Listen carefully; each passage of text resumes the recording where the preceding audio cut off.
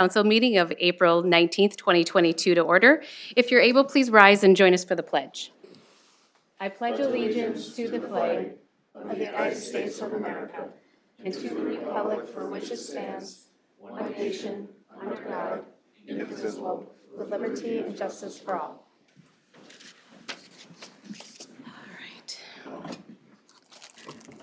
All right, has council had an opportunity to review the meeting minutes from April 5th and April 7th?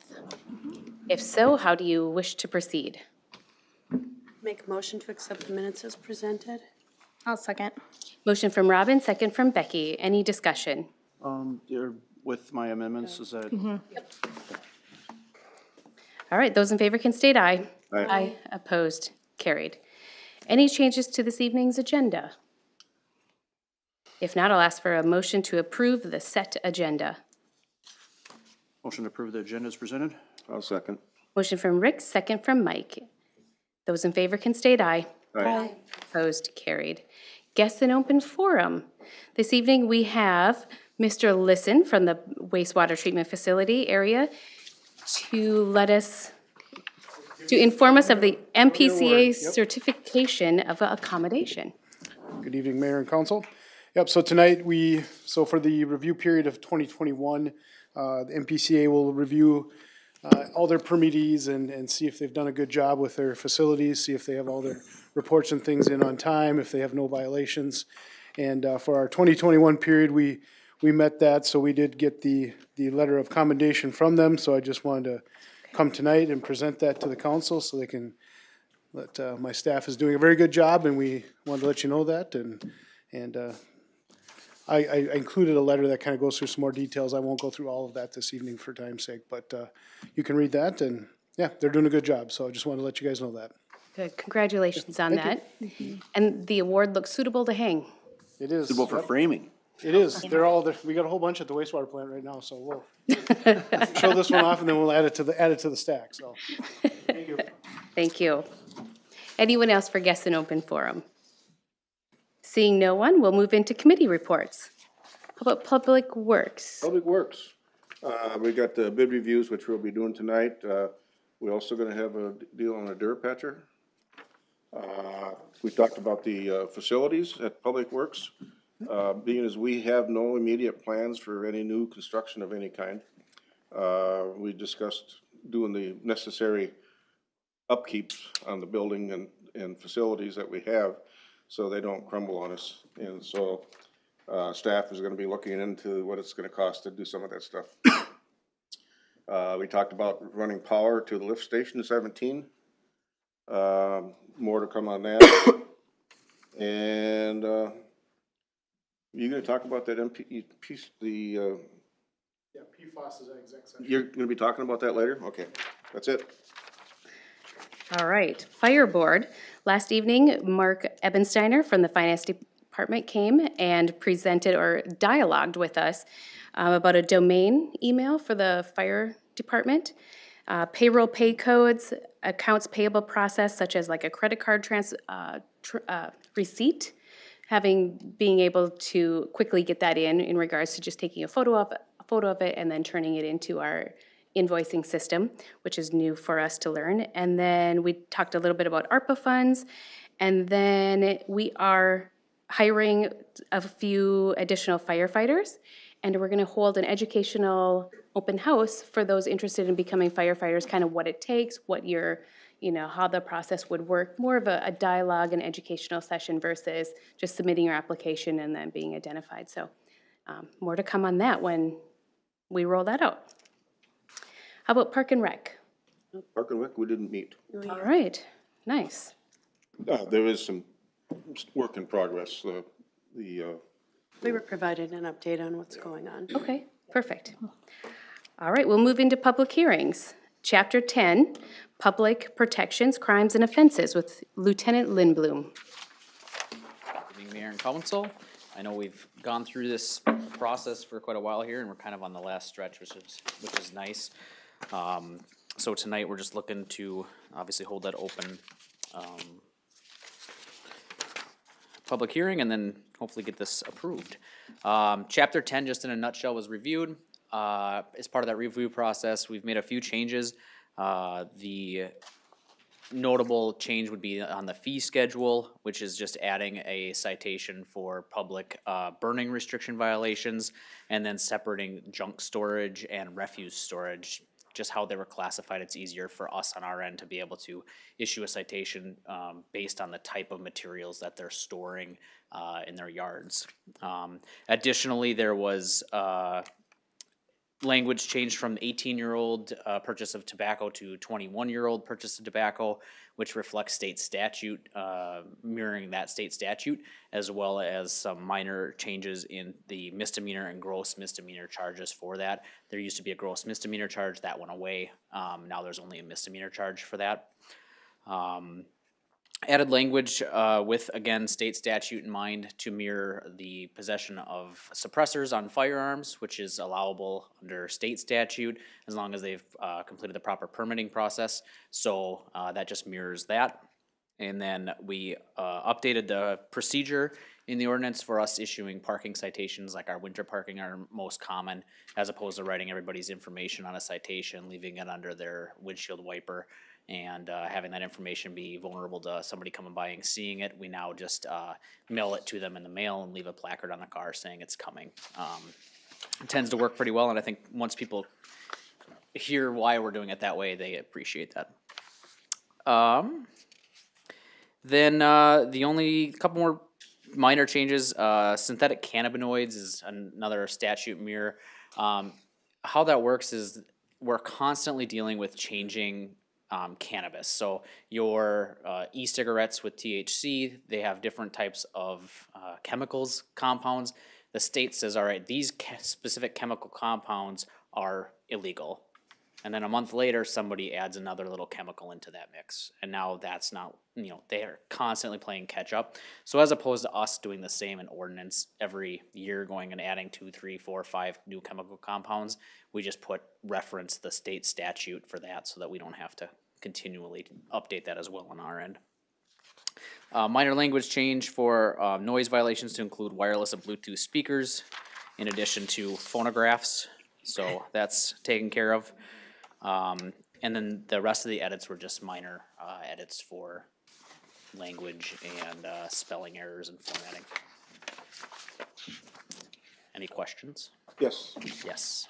on the fire violation one, Yes. I was maybe I just missed it, but I didn't see what designates, what determines whether it's illegal fire. So that's for a burning so a burning violation. So like our burning garbage in your fire pit is one that we kind of get the most complaints on. So that would be a burning violation. I think the fire pit size is included in that subsection as well. No more than 3 feet. Yeah, 3 foot diameter. Yep. So that's where we would use that to issue a citation if we deemed it necessary. It's very rare that we issue a citation for that. Usually people are pretty willing to make the change if we ever get called there. Okay, because the reason I was asking is I have a lot of pine trees and I have tons of pine needles and I burn them and they make a lot of smoke sometimes.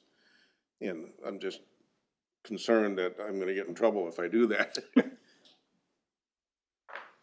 Well, so the technical answer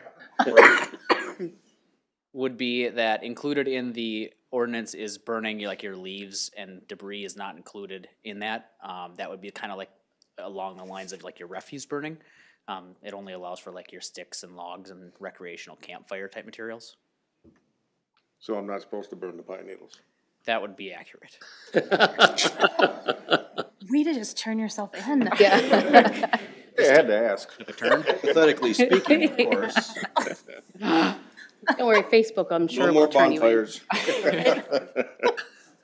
All right, I'm going to go ahead and open the public hearing for Chapter 10 at 5:09. Is there anyone here that wishes to address any of the issues that were introduced?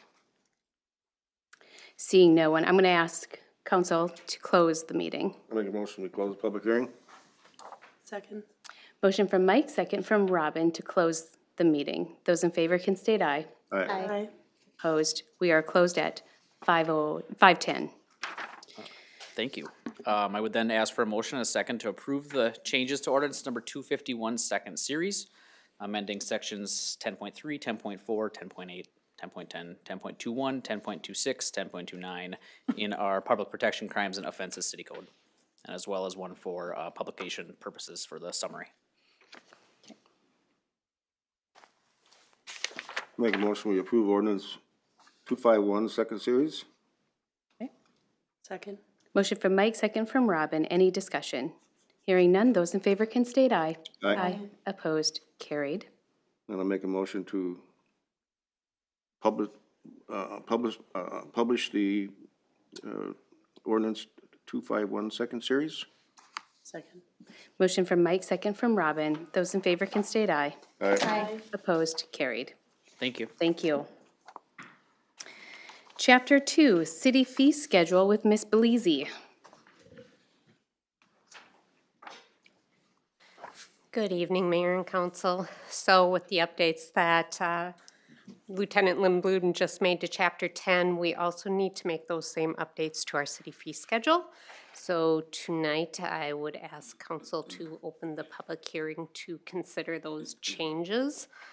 They include, like he mentioned, the junk storage and refuse storage, as well as the prohibited burning addition, and then minor reference changes to the authority. All right, I'll go ahead and open the public hearing at 5:11 p.m. Is there anybody here wishing to address in regards to Chapter 2? Seeing no one, I'll ask council to make a motion to close the public hearing. Motion to close public hearing? I'll second. Motion from Rick, second from Mike. Those in favor can state aye. Aye. We are closed at 5:12. I like to give a little You time. couldn't see that. No, I could, but it was like 5:11 and 58 seconds, and I thought it looked better in minutes, giving him a minute. So, all right. With that, I would ask for then a motion and second to approve ordinance 252 second series. Make a motion to approve ordinance 252 second series, revising section 219 of chapter 2 in city code. I'll second. Motion from Rick, second from Mike. Any discussion on that? Hearing none, those in favor can state aye. Aye. Opposed? Carried. I'll make a motion to approve ordinance 252 second series summary for publication purposes. I'll second that.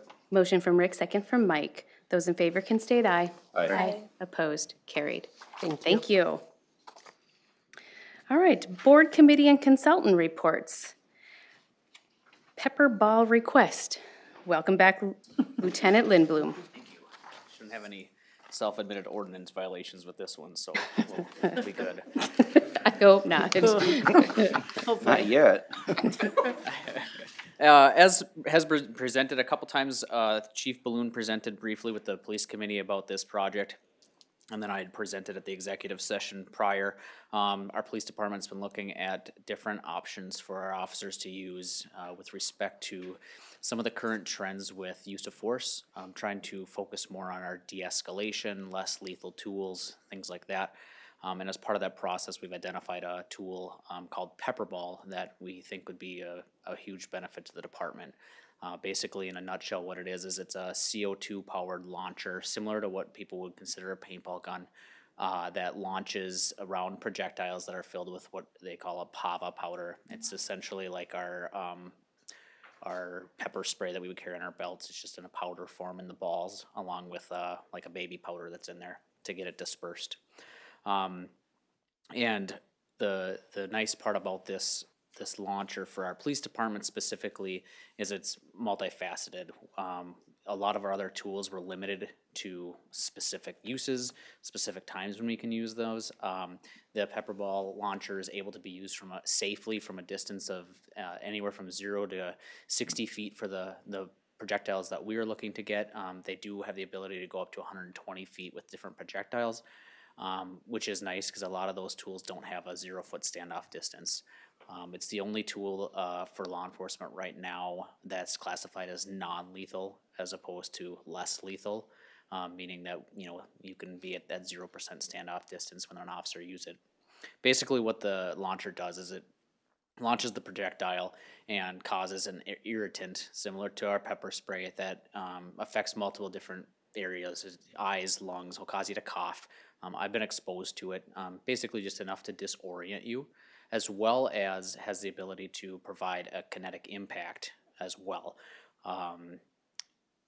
A lot of times people use these for issues where we're having like riots or protests and things like that as a safe way to try to disperse those, because you can utilize the tool to launch the PAVA-filled balls in front of people on the ground, and basically what they call is area saturation. So it allows us to simply shoot the ground in and around people. That powder comes up, and then they feel the effects of that to hopefully try to gain some compliance. It gives us distance to do so too, which is a nice aspect of the tool. And then the kinetic impact obviously is another option, where if we shoot the people directly with it, that impact, you'll feel like a paintball gun, like an impact as well as the sensory overload, and enough to hopefully gain compliance in those situations.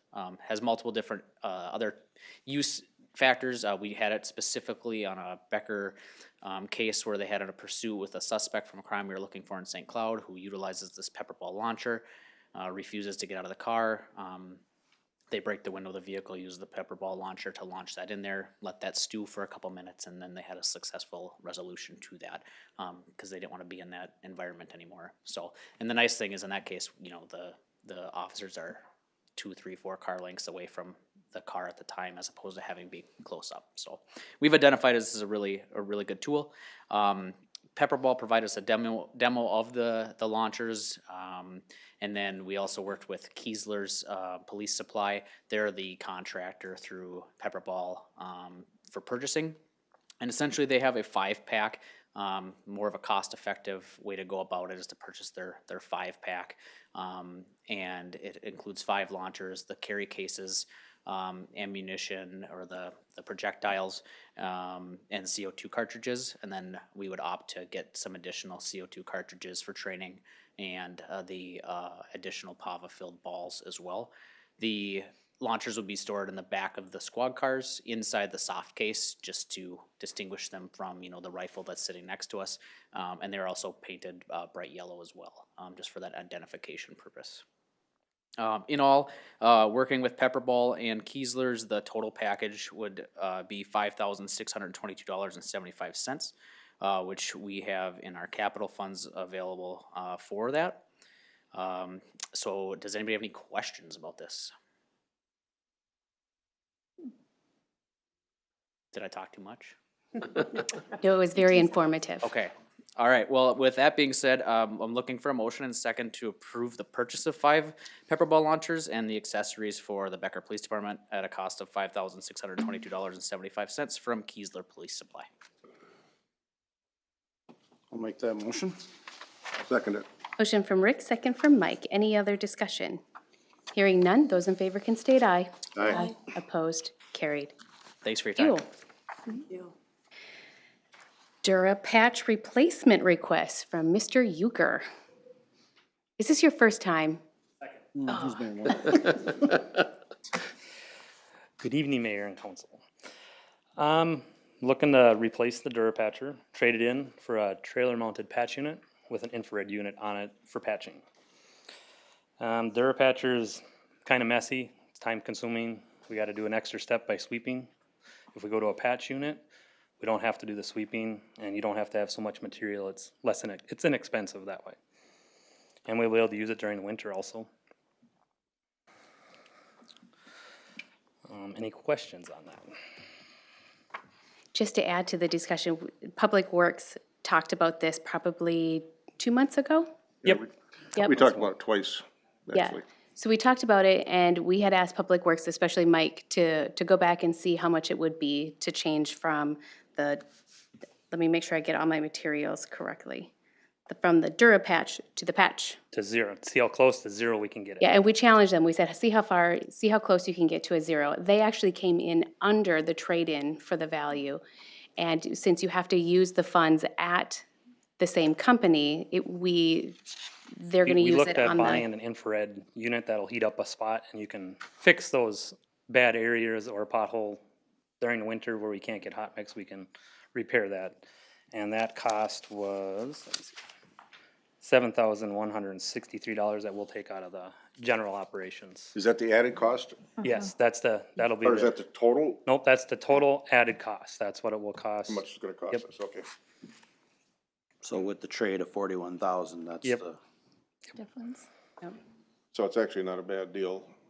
I like the idea of that infrared heater. I like the idea of the patch. I Yeah, hate. but the infrared heater where because there is times where it's cold out where you need to do something. Yeah, who'd have ever figured I would be recommending something like this?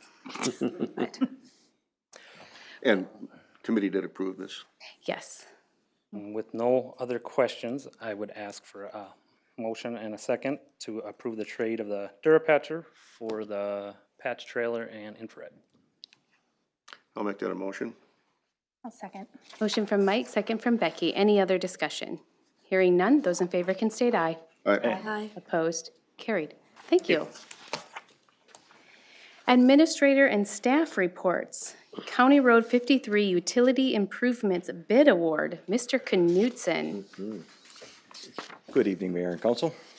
Like the mayor said, in front of you tonight is the bid award, or the opportunity to award a bid for County Road 53 utility improvements. It's our state bonding project number 2 that will take us road improvements on County Road 53 and across XL Energy to tie in the force main and water main into Energy Drive. So with that, bids were opened on April 12th. We had 5 bidders that submitted bids for the project. The high bid was slightly over $11 million. The low bid was $98.67. Our engineers' estimates came in for the project at $10,436,000. So we are under there. I will say part of this project has been a bit of a moving target. Our engineer, consulting engineer Randy Sabart is with us here tonight too, so if you have questions of him, but up until the 11th hour, Randy was fielding a lot of questions from suppliers and contractors trying to put pricing together, and with the volatility of the market and some of the sourcing, we're going to experience a few obstacles along the way as well with this. So there's a funding source that was placed in the packet as well. So as you recall, it gets a little complicated because of the way the deed set up the grant for the state appropriations. Projects 1 and 2 are isolated, and projects 3 and 4 are isolated. So we can't pull into project 3 and 4 for reimbursement on projects 1 and 2. So we're going to be pushing the ceiling of the dollars that we've got set aside in a reimbursement place for this project. So we do have identified a few other funding options that are at our disposal. One of the things of note that I mentioned in the RCA, Sherburne County is going to be covering the road improvement costs for the project.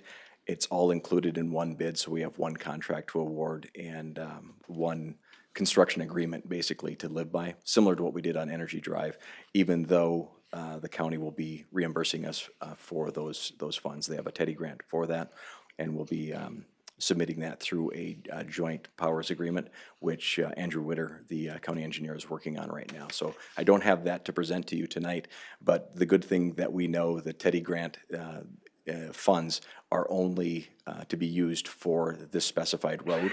They can't take them and allocate them anyplace else. So it's not like they could save money and use them in another county project. So we feel we're in a very secure position with the county, and we do have a very favorable relationship with the county and see no reason to be worried about that. I just can't wrap it up in the full package for you here tonight. So we do have some other CIP dollars should we need to go into, because originally part of Project 1, we thought we were going to have to spend ourselves. We didn't know if it would be included in the state dollars, but it was. So we have used and allocated some of those dollars. So should we need to pull some of those funds, we could do that as well. So this is going to be kind of a ongoing, should we move forward. Budget and finance will be heavily involved with this, as we'll show you the dollars as we're coming back and forth on the project. And we're already going to see some potential delays or some possible cost changes going forward. It's important that we award a contract so the contractor can actually start placing some orders, because without that, they're not getting real timelines, they're not getting real price details as we sit here today. So with that, again, I apologize. I like to have things a little bit more polished, but I'm giving you the best information that we've got. We are seeing, obviously, inflation is taking hold as a point of reference. We have a twin lift station that we're putting in to lift station 18 that we did on Energy Drive. It's very similar, the specs that we're putting in for this project. And we've seen that estimate, the one on Energy Drive was about $650,000. That line item in this bid is, the low bid was $975,000. And that was bid in 2020. So that gives you a real live perspective of what we're seeing in the price changes. So with all of that being done, we do feel we're still in a solid position to make this happen. We do have the benefit of a little bit of time should we need to allow lead times to play out a little bit, because we don't have somebody that's coming in to dig in the dirt right now and put a building up. We don't want to drag our feet too long, so we would like to get things going, and staff is recommending that we would recognize R.L. Larson as the low bid and look to award that contract to R.L. Larson. As note as well, there's two alternates that we're also making recommendation for. Alternate A would call for a sewer and water main to be stubbed into 3 individual parcels on the west side of County Road 53. Those would serve those properties if those properties ever were annexed and came into the city, and we would look to do trunk fees associated with that versus assessing anybody right now. So there's no cost to the property owner, but should those get used, we would recoup those costs at that time. There's a benefit. We've talked with the property owner on that as to what we would do or how we would do that, and there's favorable action on their part as well and understanding. So that's why we're recommending that, so we can keep our road intact should we ever need to use those properties. The other one is to replace the butterfly valves with gate valves. So versus butterfly valve, when you open it up in the line, the valve turns in the line and stays in the line. It can reduce the flow of the water. The gate valve pulls it completely out of the line. So from performance purposes, and when you're dealing with that size of a line, we feel it's better to for the long-term use of that line to go to the gate valves. And hopefully we can still get those gate valves, but that would be our recommendation, and that would cover both of the alternates. So the dollars that we're talking about tonight that we're asking for, the $8,980,098.67 for R.L. Larson, encompasses the road, the alternate A and alternate B, and that's what we would look for a motion to move forward with. And I can answer any other questions, and like I said, Randy is here too if you have other detailed questions that you would want from him as well.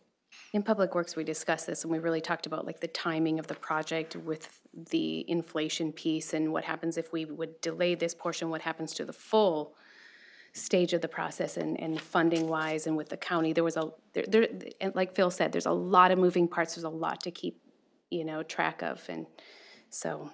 And we are on a time schedule to use those funds that we're on the grant, so. Yeah. Correct. And we're happy that we've worked with R.L. Larson before, Yes. so. Yeah, we were pleased that they were bidding the project, first of all, but that they won it is good for us. They did Energy Drive, a great relationship. The project manager that was there is still here, and yeah, he's actually vice president now, but Doug is a pit bull for us and working to get the project done. So great relationship with RL, and very, very confident that they can pull off this work without a problem, so.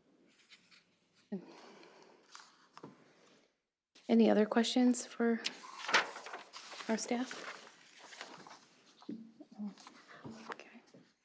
Make a motion to approve resolution 2221, awarding the contract for County Road 53 utility improvements. R.L. Larson. Thank you. I'll second. Motion from Robin, second from Becky. Any other discussion? Hearing none, those in favor can state aye. Aye. Opposed, carried. Thank you. Consent agenda, Mr. O'Neill. I certainly have the easy work tonight. With that, on the consent agenda, the hiring and termination report for Pebble Creek and Becker Community Center, the revised list is for you and presented to you. Partial pay request number 5, which is the final payment to Trout Companies for the 2020 new municipal well-filled contract A, well number 7-8 construction. The construction contract amount is $263,830. This final partial pay request is in the amount of $13,166, bringing the project to a close right on budget. The next one is a partial pay request number 7, American Liberty Construction, Inc. for 2020 new municipal well-filled contract B, new well house. The construction contract is $1,364,246. Partial pay request is in the amount of $185,059, leaving a construction contract amount of $364,473. That's it for the consent agenda. I'll make a motion to approve the revised consent agenda as presented. I'll second. Motion from Rick, second from Mike. Any other discussion? Hearing none, those in favor may state aye. Aye. Opposed, carried. Payment of the bills. Make a motion to pay the bills? I'll second. Motion from Robin, second from Becky. Any discussion? Hearing none, those in favor can state aye. Aye. Opposed, carried. Does council have anything else for the betterment of Becker? If not, I'll ask for a motion to adjourn. Move we adjourn. Second? Motion from Mike, second from Rick. Those in favor may state aye. Aye. We are adjourned at 5:31.